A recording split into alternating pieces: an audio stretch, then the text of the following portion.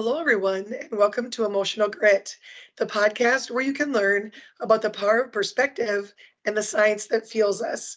I'm your host, Jennifer Fernjack, and even though I'm a little bit hoarse today, I'm grateful to say that I have the honor of interviewing my friend Manfred, who is speaking to us today from Hamburg, Germany. We met a couple years ago when I was there for a conference, which we'll be getting into in more detail throughout the podcast. But the core theme of today's interview is about how the Berlin Wall came into being and what it was like to be in Germany when it fell. So, Manfred, thank you for being here. I appreciate it. Yeah, thank you for inviting me. Sure. So going back to 2022, so just a few years ago, as I alluded to, I was in Hamburg for a neuro-oncology conference. And that's because I was sharing different messages from the book that I wrote about neuroscience and how it can affect people physically. And since I was going to be in town, I thought, well, I don't want to be in Hamburg and be this close to Berlin and not go to Berlin and see where the wall was. So I remember going to a train station, and it was a little bit daunting because we were just coming out of the throes of the pandemic. And here I am in a foreign country by myself, and I wasn't quite sure exactly where I was going or how to get there. And so I remember spotting you at the train station. And I thought, well, this person looks nice. maybe I'll go ask them for some help as far as knowing what train to get on, or if there was more than one train to get to Berlin.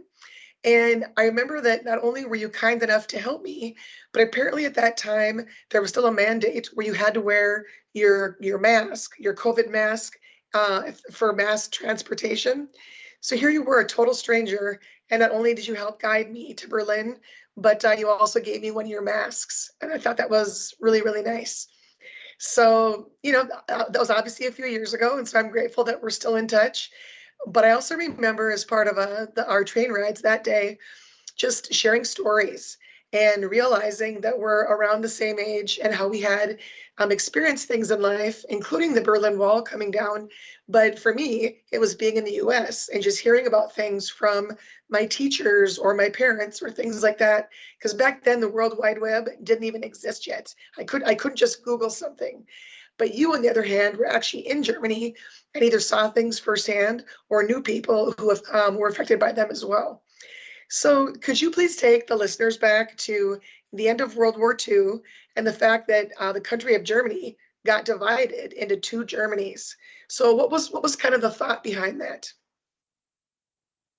After World War II, there was Western Germany by the parts of Great Britain, France, and the United States, and Eastern Germany for being occupied by the Soviet Union, and they built a wall. I think it was in the end of the 1950s, beginning of the 1960s. They were lying at their own people. No one has the intention to build a wall because there were already rumors in the Eastern German population that they're going to cut off the transit between East and West and build a wall. And of course, they built that wall. They even tried to get hold of West Berlin by not allowing transit, for example, of lorries to transport goods from Western Germany to West Berlin. And then there was a Luftbrücke, an air bridge from Western Germany to Berlin to support Berlin with goods, with nourishment, etc., alimentation. And there was a real danger for West Berlin, and it was a real separation also of the German people. We couldn't visit each other, only for a short time after strict controls, etc. And we also had to pay a lot for each day of visit. Zwangsumtausch, it has been called, because they were eager to get Western money. So what were the two different currencies? Like, did Western Germany still have the Deutschmark? Yeah, Western, yeah, and there was also the Deutschmark in Eastern Germany, but it had almost no value. Officially, the exchange rate was 1 to 1, but unofficially it was about 1 to 10 or something like that. Oh, okay. And I didn't realize until years later that the Berlin Wall actually went around the city of Berlin. I thought it was just between like the middle of it, and that it was hard for people to get out. And that I also didn't realize that the city of Berlin itself is embedded within East Germany. I thought it was on the border between East and No, West Germany, but it's within East Germany. that was a problem, and so they tried to cut off supplies by not letting support lorries go through Eastern Germany, and that problem was solved by the Luftbrücke, the air bridge, with airplanes supporting Western Berlin with goods, with nourishment, etc. So from what I've read online, there were, I believe, about 140 people who died either trying to cross over the wall. I mean, just for context for the listeners, Berlin Wall makes it sound like there was a single wall, but it was actually a wall and then a no man's land and then a wall on this side as well. So it was really actually two It with the was a no man's. kind of death zone before the war with wired Stacheldraht, wired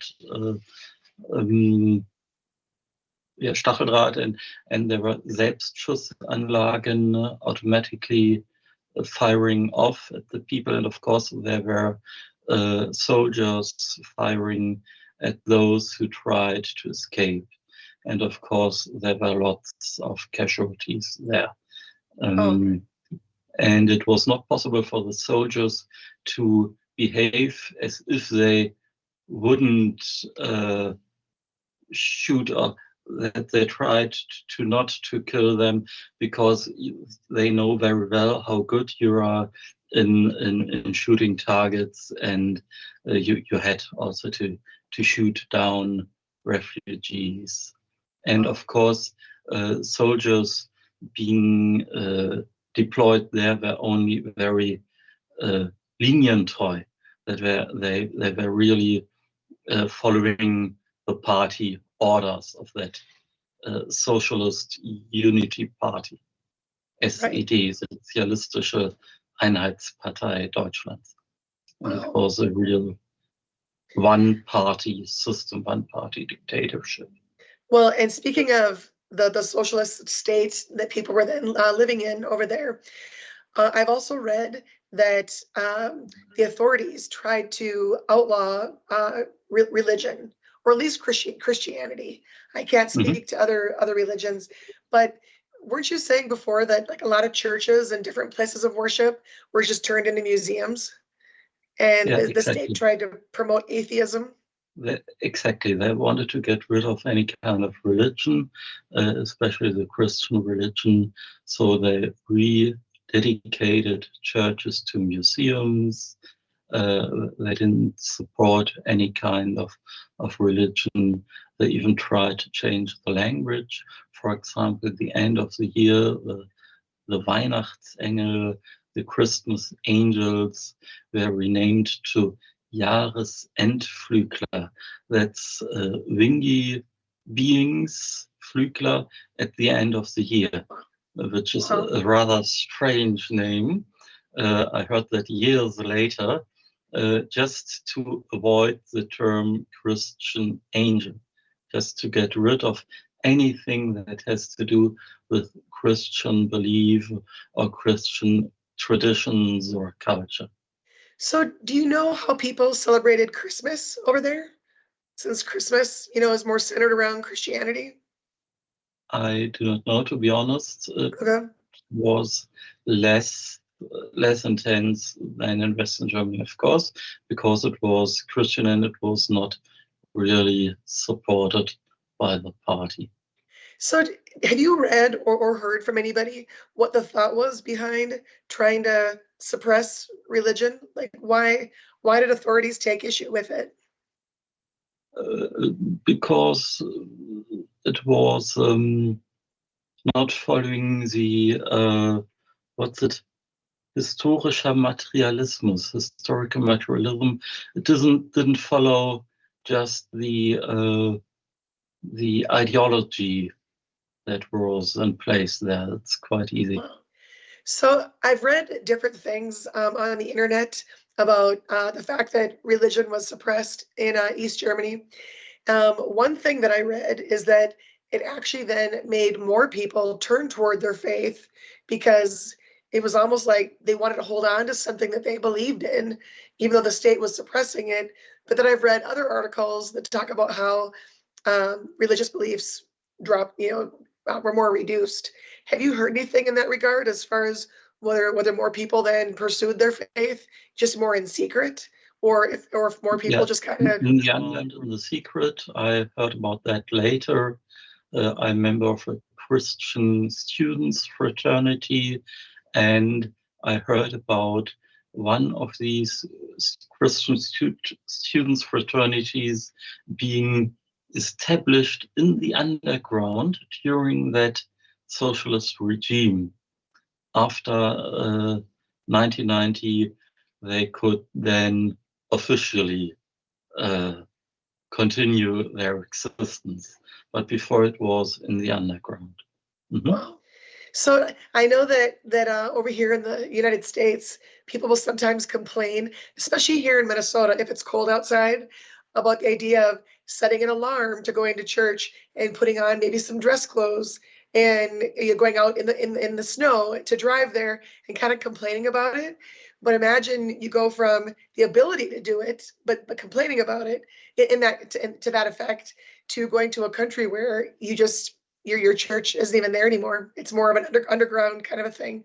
So you kind of take things for granted, when they're not so taboo, But I've also read that from a pop culture perspective, that in East Germany, that Western music was not allowed, and because the thought is that it. Yes. I'm sorry. Officially, of course, not allowed, but the more interesting it was in the underground, and even the first names of the persons, they were given names of countries that they never were allowed to visit. Ronnie, Kevin, that means British names, French names, first names. They were given as a kind of rebellion or dreaming of countries that they were never allowed to visit. Really? So Romy Schneider, the famous actress from France.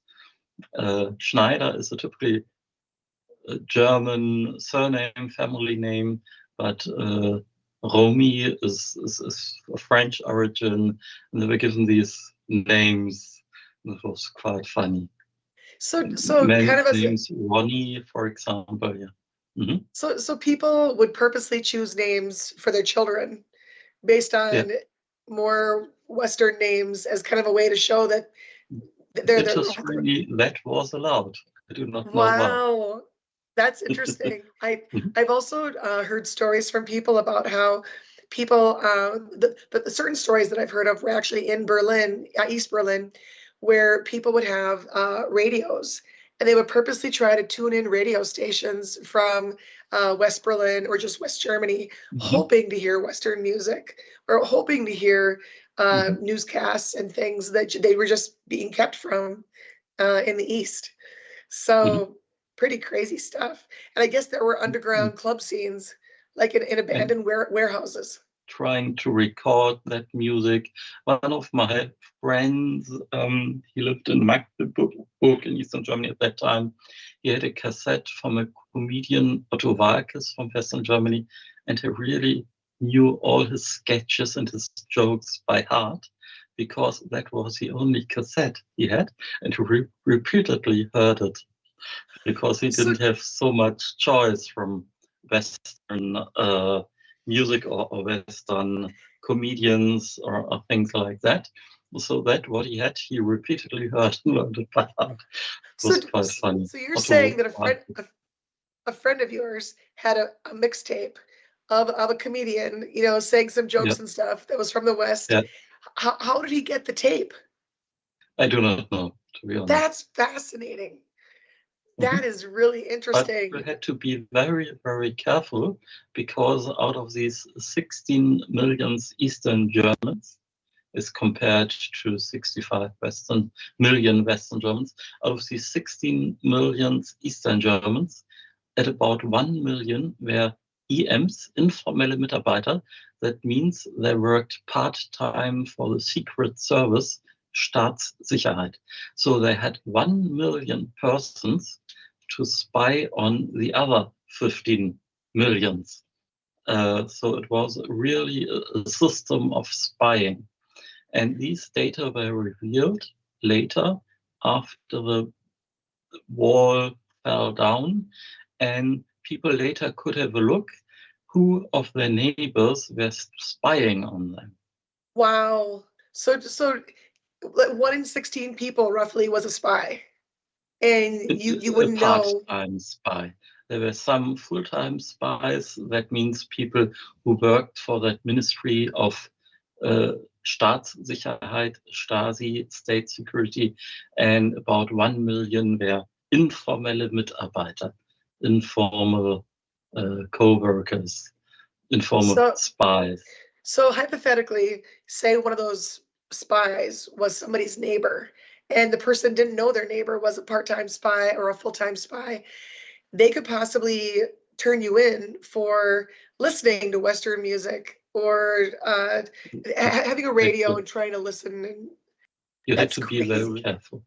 So people were not speaking openly about what they really thought, etc., etc. That could really divide a community pretty quickly. Mhm.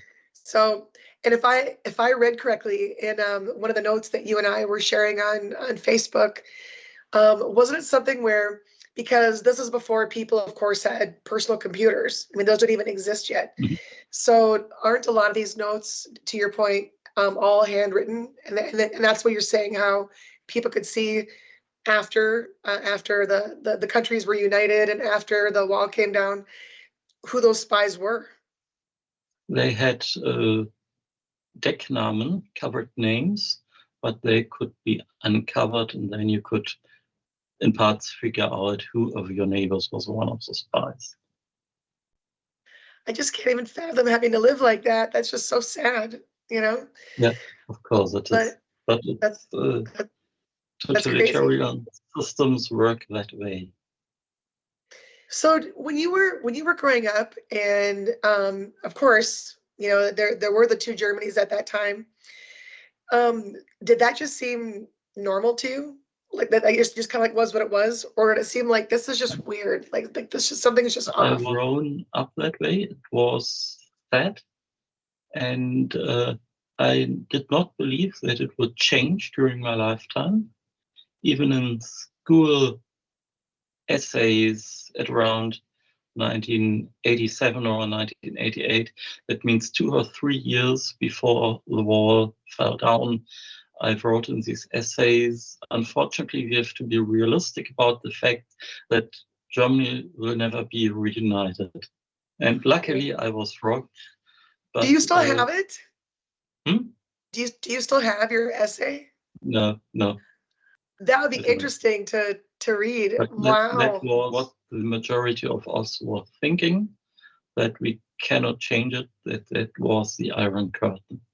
And it Wow. was not, we could not foresee, I think it was a single person, Gorbachev, who lived, to my knowledge, in London before he became chef of the Kremlin. So he was used to Western freedom. Yep. And so he knew that such totalitarian systems will not prevail for the long Yeah. time. I think Wow. that single person, the fact that this single person has been living in a free society and experienced freedom, I think that was the reason why. Yeah, wasn't the program called Perestroika, I believe, in Russia, Yeah. where Mhm.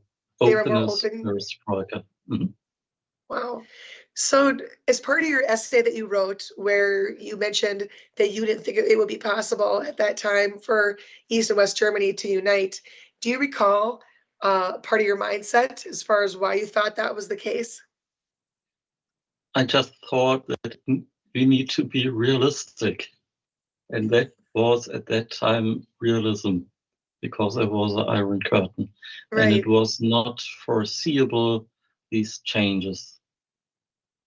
And as we see now, with Putin and trying to re-establish the Soviet Empire in the Ukraine, and he very clearly said that he wants the Soviet Union back in the borders of 1991. That means including Poland. He didn't explicitly say before 1991. He didn't explicitly say that he also wants to have Eastern Germany back, but he grew up in Eastern Germany, or he was uh, born, I think, in Kaliningrad, Königsberg, but he grew up in Western Germany. He was a KGB officer in Eastern Germany. He also speaks German. And of course, if he could, he also would like to have Eastern Germany back. Wow. Well, I remember as a kid, of course, learning about the Soviet Union, or sometimes on maps, we would see it as the USSR. That was it United States of the Soviet Republic, I think it might have been something like that. But Mhm. although I should also note that the maps I saw growing up had the name Germany on them, or two different Germanys. But I didn't know that in Germany that people there would call it Deutschland. I never knew that. I thought that in Germany it was called Germany, but on your maps is it listed as Deutschland? Mhm. Yeah, I didn't know that growing Deutschland up. is a German name for Germany, Yeah, and they yeah, both were called Deutschland. okay. And there are lots of names for Germany in other language, in French, Allemagne.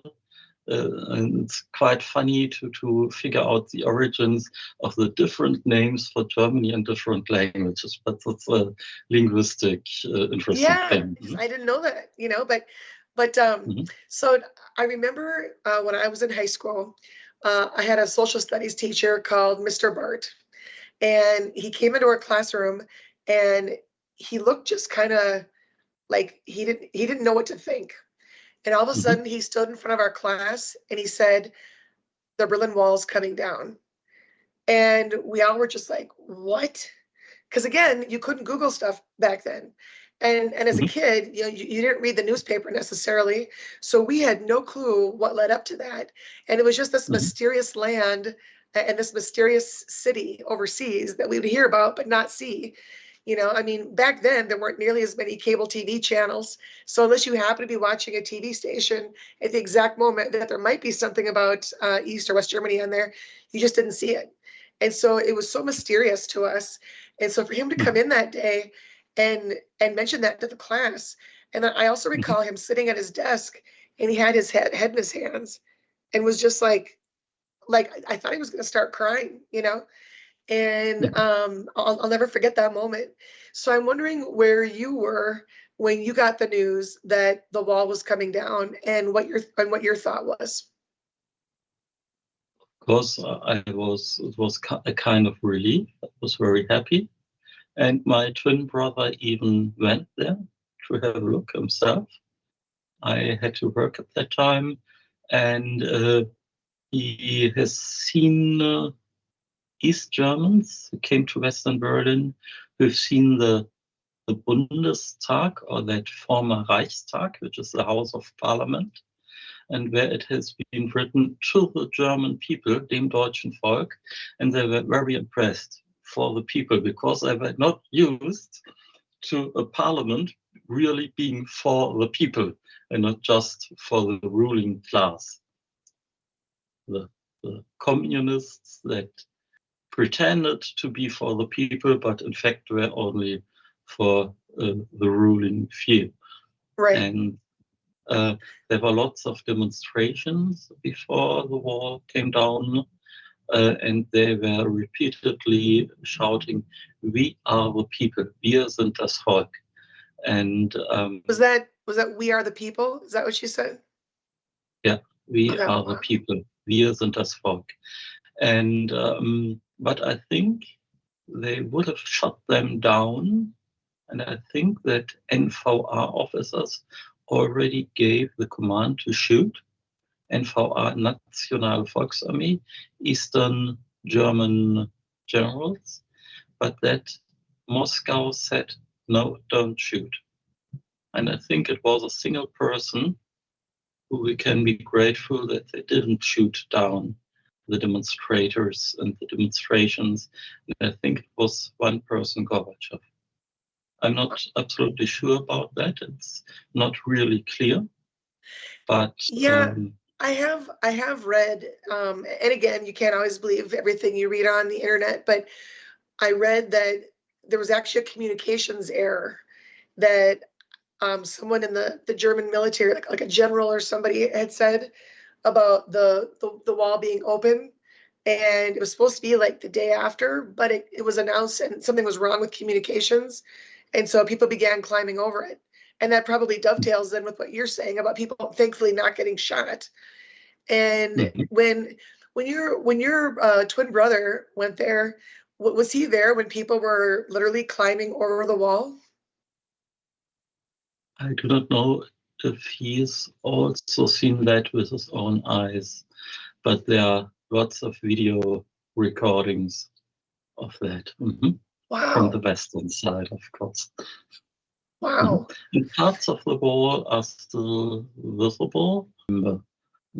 I remember when I was in Berlin, but with the purpose of going to the wall, I went by Checkpoint Charlie, and I was Mhm. surprised at how small it We, is. It's very, very we small. went there together. Yes, exactly. We made Remember we took photos pictures and there. stuff. Yeah. And I remember being surprised at how small it is. And then I also remember just seeing, bits of the wall that are still there. And I couldn't even say anything. It was like it just weighed on my heart when I thought about what people experienced there.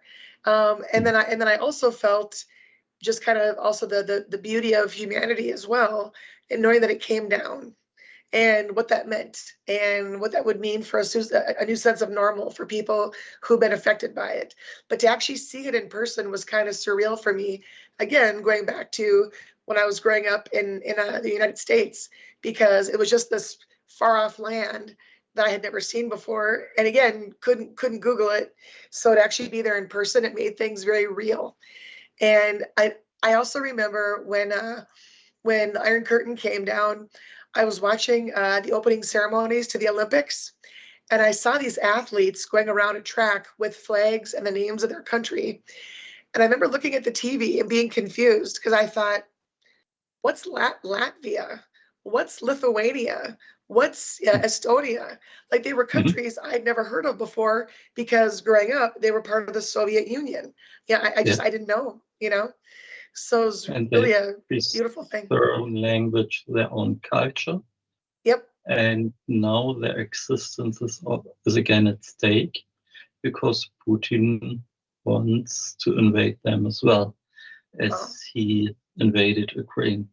They're Right. really in danger, and NATO has stationed their troops there, and also German troops are there. Some of my friends are there Oh, to wow. protect them. Okay. Yeah, a lot to think about.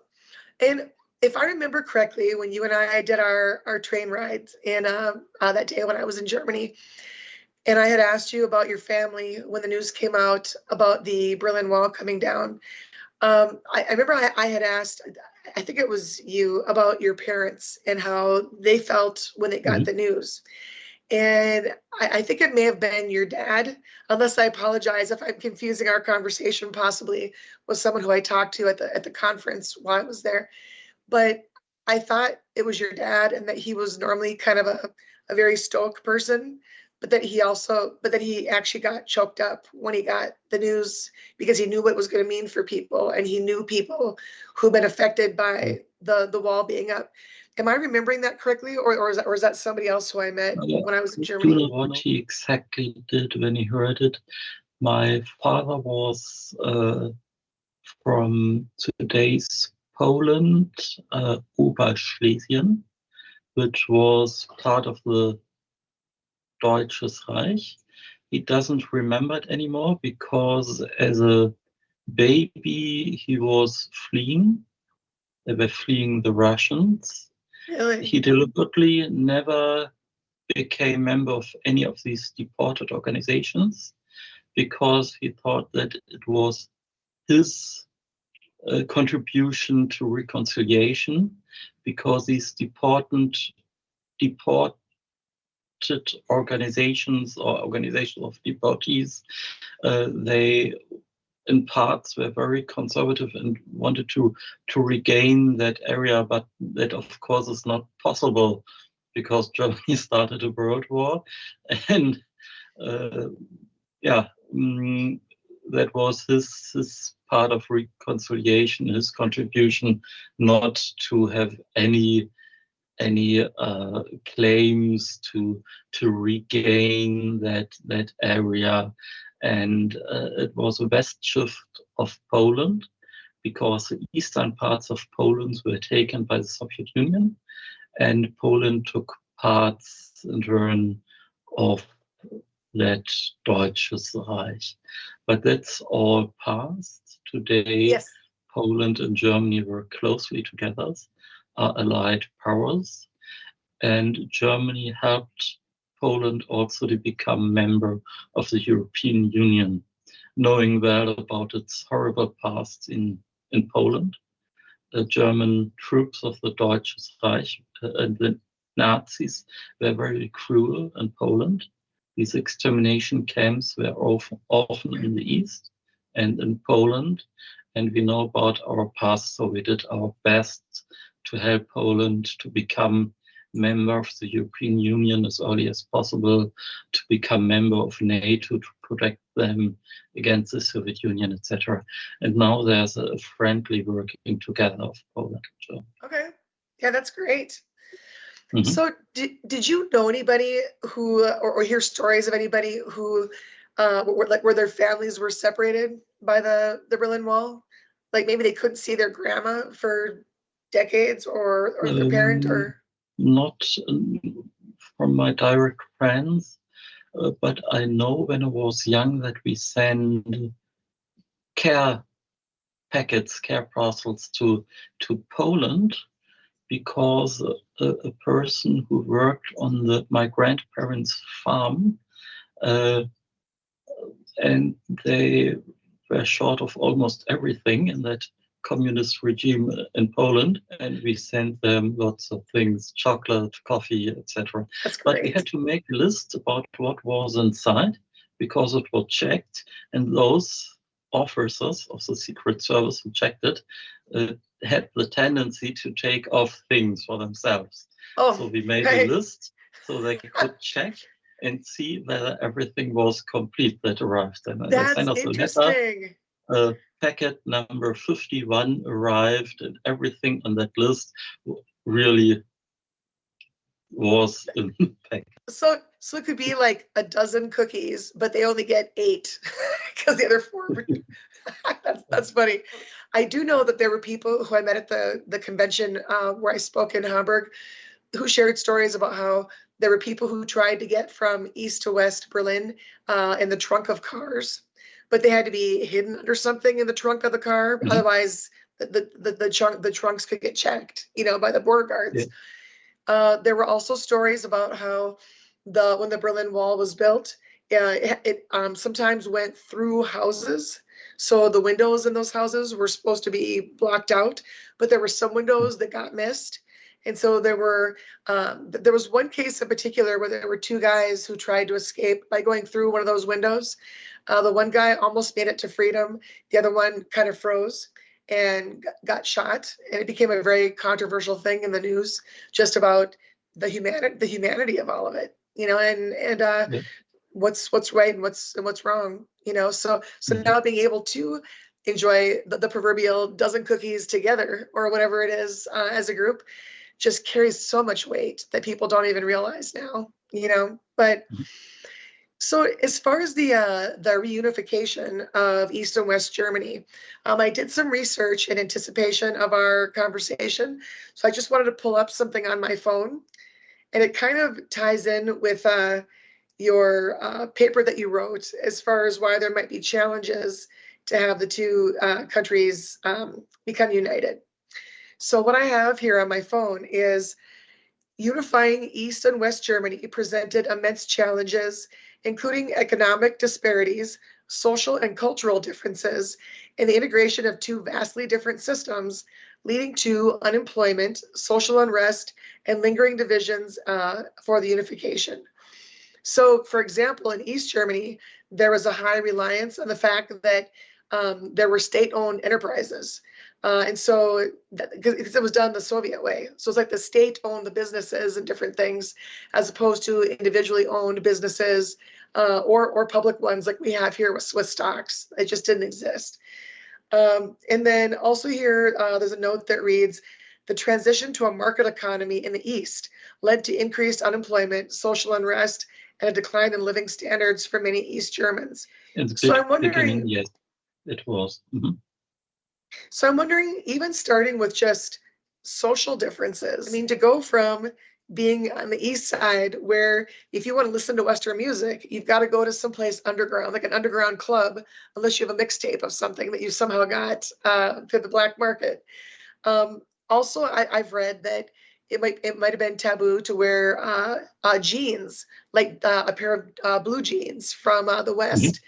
So how you dressed made a difference.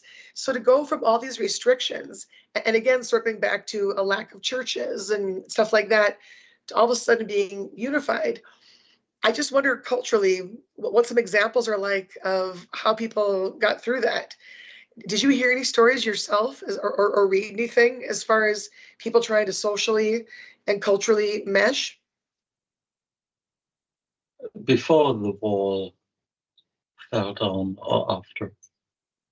After Um, the countries were yeah. united. The younger, more flexible ones often got jobs in Western Germany. They moved to Western Germany.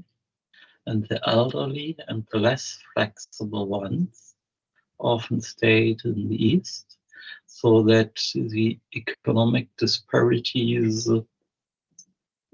were not possibly sometimes were even worse, and lots of money was poured into the East. Lots of new taxes were imposed to support Eastern Germany, Solidaritätszuschlag, Soli, which was necessary at that time, of course. But yeah, it was very hard to establish social and economic parity of these two parts of Germany. And you can still see the differences, and you can still see the differences in voting. That means in Eastern Germany, still far left and far right parties have more voters than in Western Germany, because those parties are often elected by people who are afraid of their social status. Okay.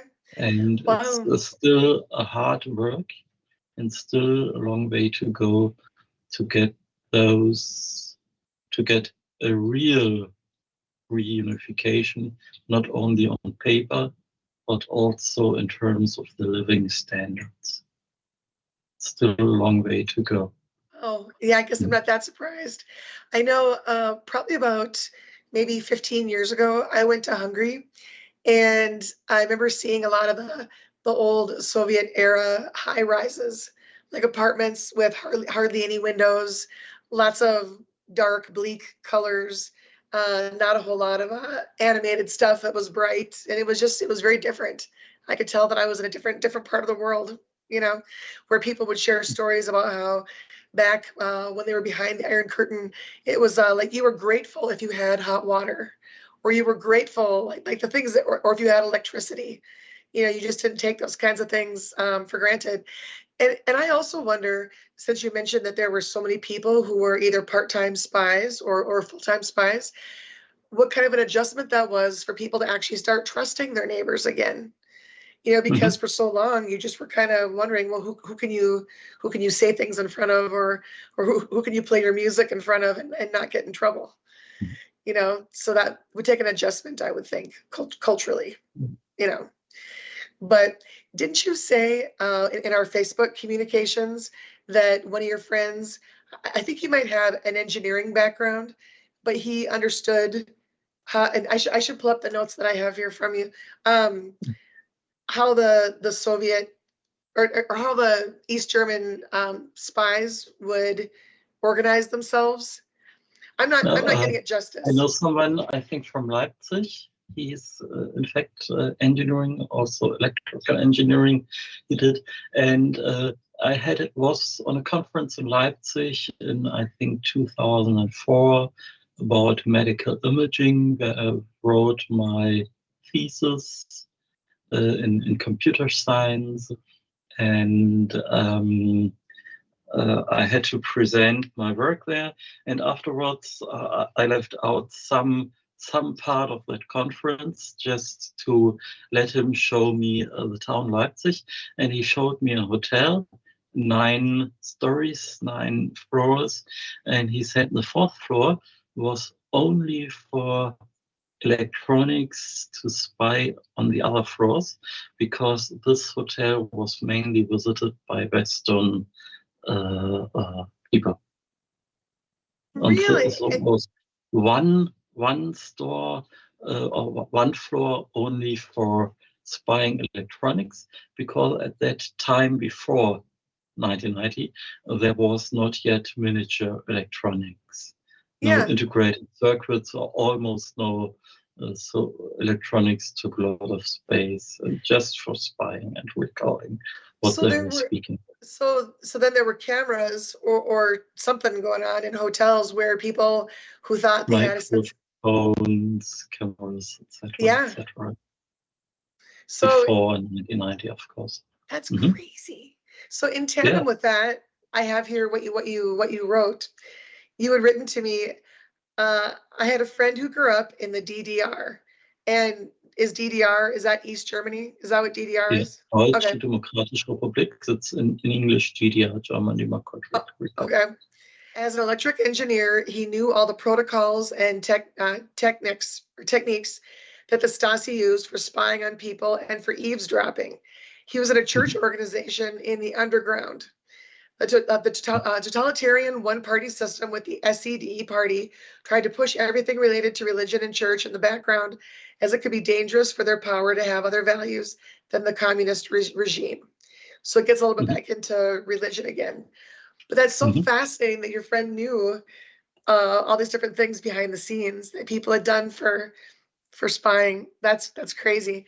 And didn't you also say that when you were in school that you had like a day trip where you and your class went to East Yeah, Germany? we went for a week to West Berlin. I think it was in 1988 or 89. And for one day, we also visited East Berlin. We had to pay the Zwangsumtausch because they needed Western money. I think it was 25 Deutschmarks for each day and each visitor. And we, as pupils, we didn't have much money, but we had to pay it just to go there and having a look at Eastern Germany.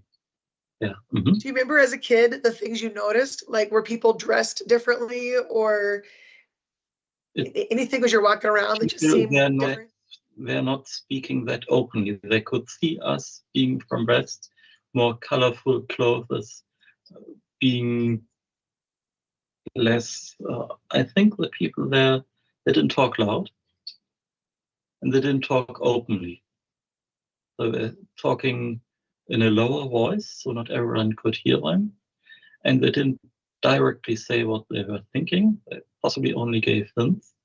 And talking directly talk Turkey, you would say. It was only behind closed doors and people that really knew, and where you were sure that they were not Stasi spies. Stasi Staatssicherheit, that a secret service of the Eastern German state. So to be So there there, was difference in behavior, of course. So you could easily spot someone from Western Germany. wow. Yeah. So if I understand correctly, when you were there with your class in East Berlin for that day, it sounds as though people were from East Berlin were dressed in maybe colors that weren't quite so bright. And it sounds like they kind of didn't want to say anything and be so loud or kind of share their views Mhm. on things because you never know who was listening. That's kind of a lot to take in as a kid. How old would you say you were when you were on that or in that trip? I think I was 18 years old, and I was Wow.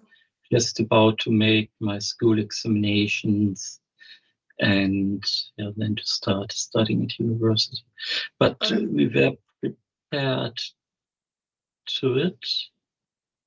And so in parts we knew what to expect, that there was a totalitarian system and that our compatriots under such a totalitarian system were not speaking loudly, not speaking openly, not directly, etc., etc. Wow. Far more careful with your words and your gestures. I can see why. Mhm. So I also wanted to just kind of uh, applaud you for you and your personal life. I want the listeners to know this, that when I met you at that train station, that, you know, I forget exactly if I knew right away or if you told me that you have some visual impairments. And Yeah. the fact that you do all that navigating by yourself. I mean, get around and go to the train stations Mhm. when signs might seem blurry or trying to do that. Mhm. I think that's fantastic. And so I'm just wondering if you could kind of share with people think like ways you're trying to build an awareness through like whether it's your job or different organizations to kind of help people that might have other things that might keep them from doing things with I other people do, but still doing them in some capacity. I believe it's through is it through your work? I think that you're involved with an organization to try to help people. Yeah, parts. I'm visually handicapped since about 15 years. An inflammation of the visual nerve of the better seeing eye. I've got a visual acuity of 20%, which means that it's blurry what I can see. In the beginning, it was very hard for me, very hard. And I was told so by people of the Blinden- und Sehbehindertenverein, that means organizations especially dedicated to help visually impaired and blind people. And I was told that in the beginning it is hard because you are sorry about what you lost in visual acuity, and then afterwards you more concentrate on what you still can see. And I learned to use all that tools.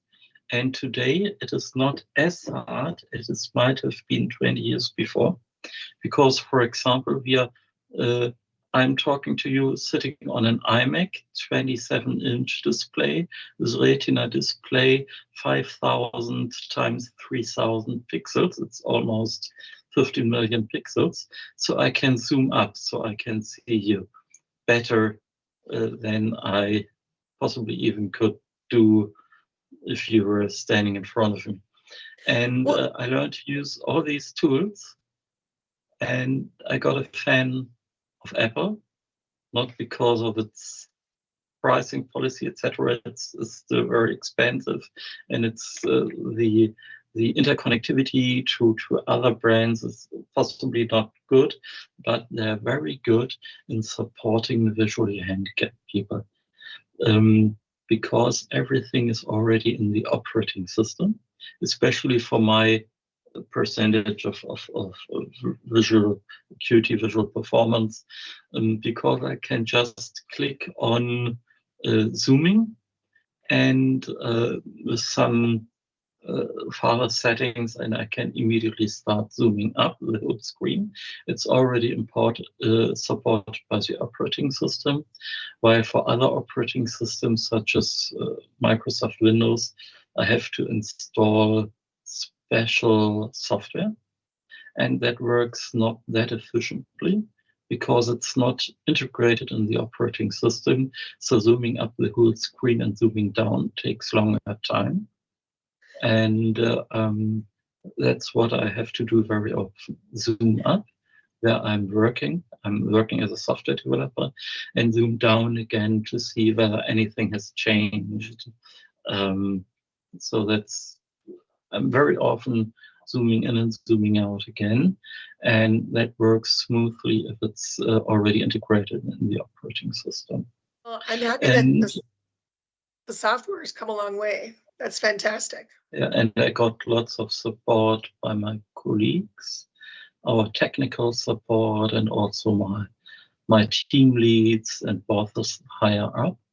And for example, the technical support came to me and told me, Manfred, we've seen there are some keyboards with bigger keys for visually handicapped. Do you want to have a look? Is that something for you?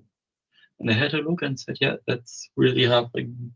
I've got one of these keyboards here. Possibly I can show it here. You can see it possibly. Oh, yeah. High contrast and keys. It's easier for me.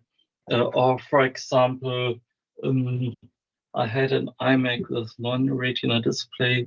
My CTO, my chief technical officer, was sitting beneath to me, and he said, if you want to have a look, possibly you can go to an Apple store, have a look at an iMac with retina display, and it's helpful to organize it.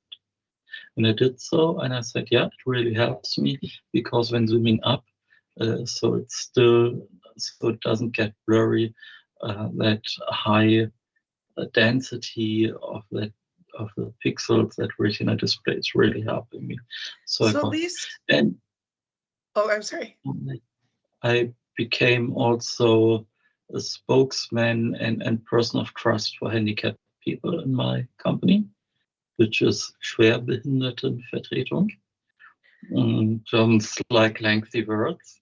Schwerbehindertenvertretung, that's a representation, Vertretung, for handicapped, Behinderten, and severely handicapped, Schwerbehindertenvertretung. And I became that of my company. And there's a concern, the umbrella organization, and I even became deputy or vice deputy of the Konzern Schwerbehindertenvertretung, which is the representation of severely handicapped people in that whole concern, in that whole umbrella organization. So in German we say, aus der Not eine Tugend machen, to make necessity a virtue. So I try to make the best out of it. Oh yeah, people are going to respect what you have to say because you're living it. You know, you yourself have had your own challenges, and rather than keep them to yourself, you know, you can share with people, here's what some of my challenges are. Here's some ways that I've tried to address them. And to your point, you know, rather than thinking about just the challenges, it's concentrating on what you can do. The mindset is such a huge, important thing that can make a difference in how someone lives their life. So I think that's great.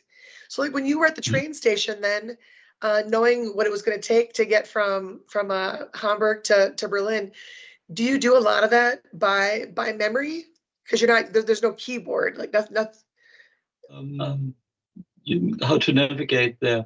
I can see the announcement or the displays, but I have to get far closer to it, and I have to